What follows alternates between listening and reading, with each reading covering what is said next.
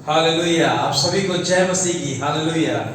आज की सुबह को फिर से परमेश्वर का वचन हमारे सम्मुख है और हम लोग बीते दिनों से हम लोग इस बात को सीखते आ रहे हैं कि मसीह यीशु में हम कैसे नई सृष्टि बनेंगे और कैसे बनना चाहिए और कैसे बन सकते हैं। तो मैं हमेशा इस बात को आप लोग को बता रहा हूँ परमेश्वर के वचन में, वचनों को लेकर ही, कि किस तरह परमेश्वर हमें इस बात की शिक्षा देता है कि हमें मसीह यीशु में कैसे एक नई सृष्टि बनना है। पिछली बार मैंने आप लोग को इस बात में बताया कि किस तरह परमेश्वर ने इजरायली लोगों को उस गुलामी से, उस अंधकार से छुड़ाकर, और परमेश्वर ने वायदा किया कि उनको कनान देश में, यानी कि एक आशीषित देश में और एक नई आशीषों में और एक नई प्रभु के आज्ञाओं में, एक नए जीवन में परमेश्वर उनको लेकर जाना चाहता था। हालेलुया। सो हम देखते हैं, और पिछली बार हमने सीखा था और हमने देखा था कि इससे पहले कि परमेश्वर उनको नई आशीष दे, नया देश दे, उससे पहले परमेश्वर ने अपने कुछ नियम और कुछ आज्ञाओं को भी उनको बताया।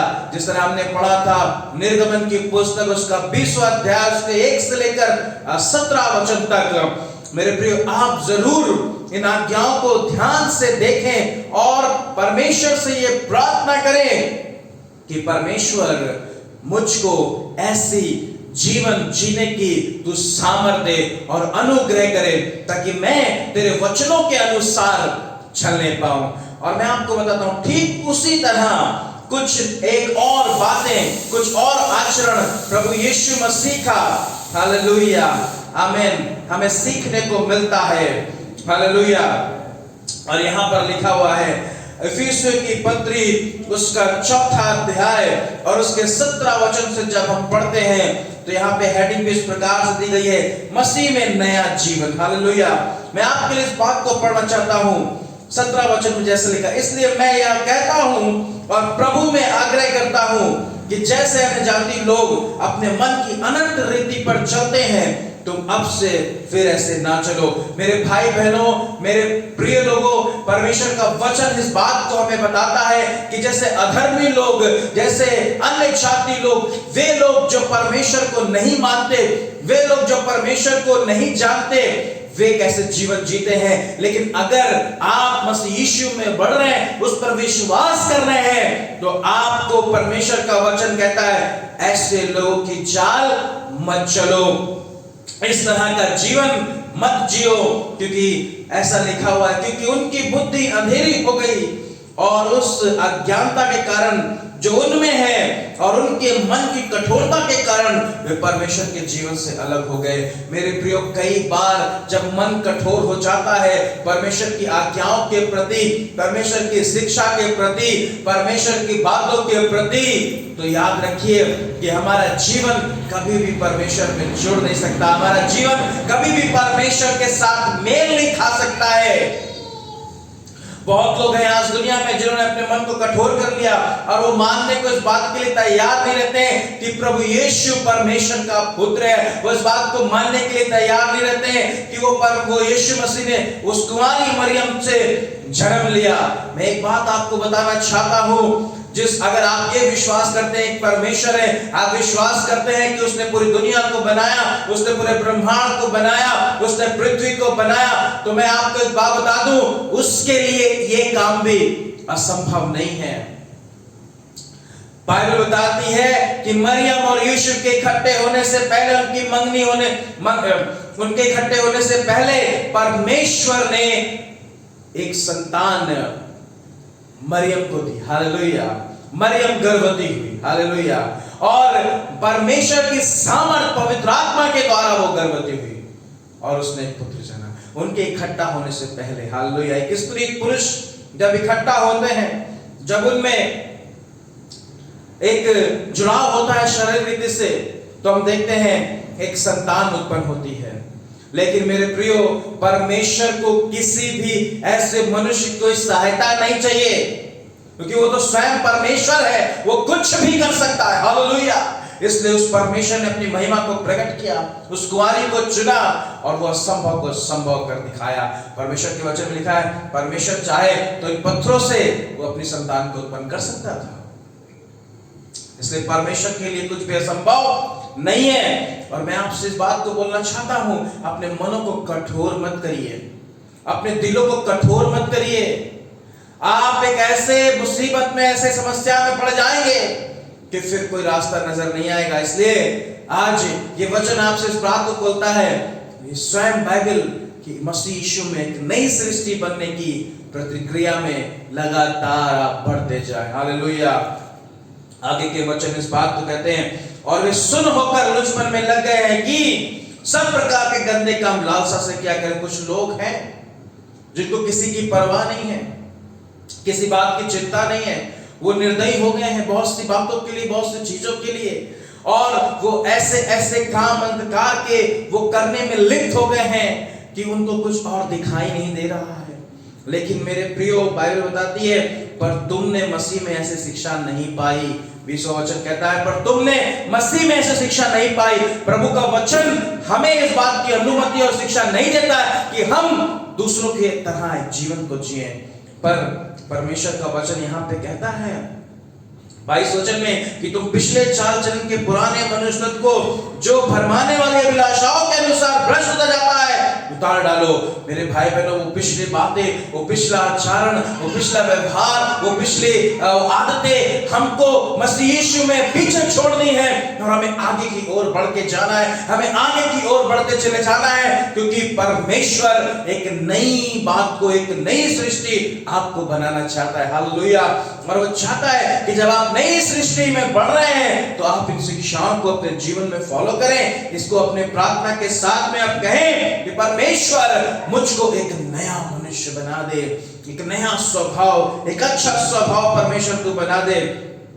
और यहाँ पर लिखा हुआ 24 वचन में, और नए मनुष्य को पहन लो जो परमेश्वर के अनुरूप सत्य की धार्मिकता और पवित्रता में सजा गया। हालेलुया। परमेश्वर आपको सत्य और पवित्रता में लेकर चलाना चाहता है। हालेलुया। सो अपने आप से इस बात का निर्णय मत ले कि आपको कैसा जीवन जीना है, परंतु बाइबल क्या बताती है। जब आप प्रभु को जानने लगते हैं, प्रभु के पीछे चलने लगते हैं, आपकी पुरानी आदतें, और वो क्या हो सकती हैं, 25 पद में, इस कारण झूठ बोलना छोड़कर हर एक अपने पड़ोसी से सच बोले। मेरे भाई बहनों, यहाँ पर पौलुस इस बात को बोल रहा है कलीसिया के लोगों के सामने कि हमें सच में, पहली बात, अगर आपका जीवन लोगों के सामने सही है और आपका रिश्ता मसीह लोगों के साथ में सही है तो आप उनसे सच बोलेंगे और उनको बताएंगे प्रार्थना करने के लिए। और हमें पता है, मैं भी एक बात जानता हूं कि बहुत से लोग सच बोलने से डरते हैं। वो इस बात को सोचते हैं कि कहीं आपकी बात लीक ना हो जाए, कहीं दूसरों को पता ना चल जाए। पर अगर आपका रिश्ता लोगों के साथ अच्छा है तो आपकी बात को शेयर नहीं करेंगे। एक आत्मिक दोस्त बनाएं, एक आत्मिक बेहतर व्यक्ति से मुलाकात करें जिससे आप सच बोल सके। और वो वही व्यक्ति है जिसने अपने आप को सौंप दिया नई सृष्टि होने के लिए। हालेलुया। और कहता है क्रोध तो करो परंतु पाप मत करो, सूर्य अस्त होने तक तुम्हारा गुस्सा ठंडा हो जाए। मेरे प्रियो, कई बार जब हमें गुस्सा आती है तो हमारे मुंह से अपशब्द निकलने लगते हैं। कई बार हम गुस्से में आके कुछ ऐसा कदम उठा लेते हैं जो पाप हो जाता है। जैसे बहुत से लोग गुस्से में आके किसी की हत्या कर देते हैं, किसी को नुकसान पहुंचा देते हैं। लेकिन अगर आप मसीह में हैं, प्रभु इस बात को कहता है क्रोध तो करो परंतु पाप मत करो। इस बात को ध्यान दीजिए, ये शिक्षाएं आप इसको थामिए ताकि परमेश्वर का वचन आपके जीवन में कार्य करने पाए। उसका वचन दोधारी तलवार से भी तेज है और वो हमारे जीवन को काटता और छाटता है और मसीह में एक नई सृष्टि बनाता है। हालेलुया। और लिखा हुआ है वहां पर कि तुम शैतान को अवसर मत दो। और लिखा है चोरी करने वाला फिर चोरी ना करे वरन भले काम करने में अपने हाथों से परिश्रम करे, इसलिए कि जिसको जो आवश्यकता है उसे देने के लिए वो उस समय पे मौजूद हो सके। मेरे प्रियो, चोरी, परमेश्वर वचन रख रहा है चोरी करने वाला चोरी ना करे।